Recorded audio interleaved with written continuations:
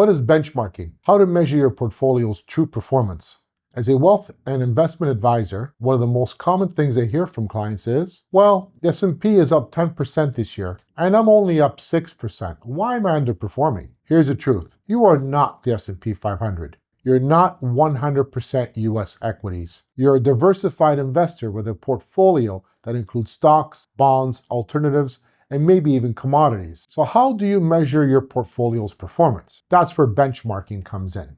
Welcome to the channel. My name is Anthony Gismondi, and I'm a senior wealth advisor with Aegis Wealth Management, a part of Wellington Altus Private Wealth. The goal of our channel is to educate Canadians on the complexities of personal finance and to provide clarity to help them reach their goals. If you're new to the channel, make sure to subscribe and click the like button.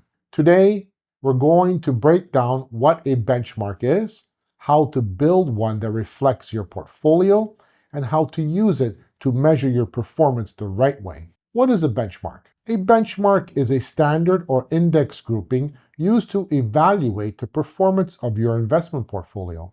Think of it as a measuring stick. It helps you answer the question, how am I doing relative to the comparable markets? Benchmarks are typically made up of market indexes, like the S&P 500 for large cap stocks, or the Bloomberg US Aggregate Bond Index for investment grade bonds. But here's the key.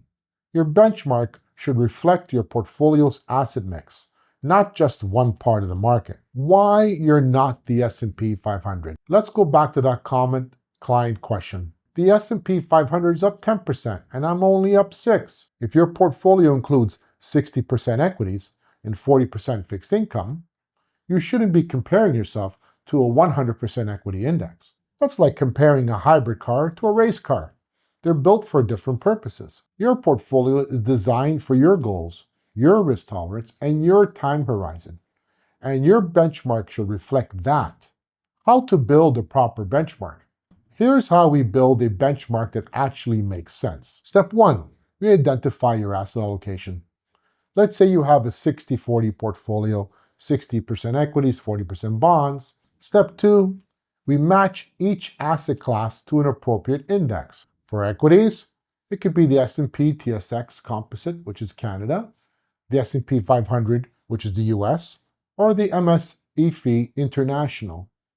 For bonds, the FTSE Canada Universe Bond Index or Bloomberg US Aggregate Bond Index are used. Step 3, we weight the indices according to your portfolio. If you're 60% equities and 40% bonds, your benchmark should be 60% of the equity indices and 40% of the bond indices. Step 4, we track performance and compare your portfolio's return to your benchmark's return over the same period. Methodology and risk considerations. Index providers use specific criteria like market cap, credit quality, or sector exposure to build their indices. Most indices are market cap weighted, meaning larger companies have more influence on performance. When selecting a benchmark, consider your return expectations, your risk tolerance, your investment style, are you active or passive, your currency exposure, you want it hedged or unhedged. For example, if you're a conservative investor, your benchmark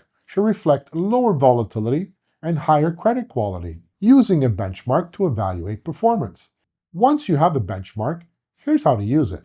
1. Compare your portfolio's return to the benchmark over the same period. 2. Adjust it for risk. Did you take more or less risk than the benchmark? 3. Look at consistency. Are you outperforming or underperforming over time? 4. Ask why. Was it asset allocation, manager selection, or market timing?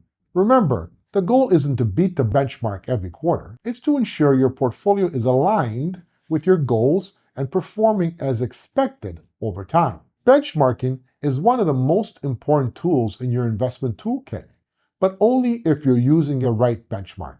You're not the market. You're not the S&P 500.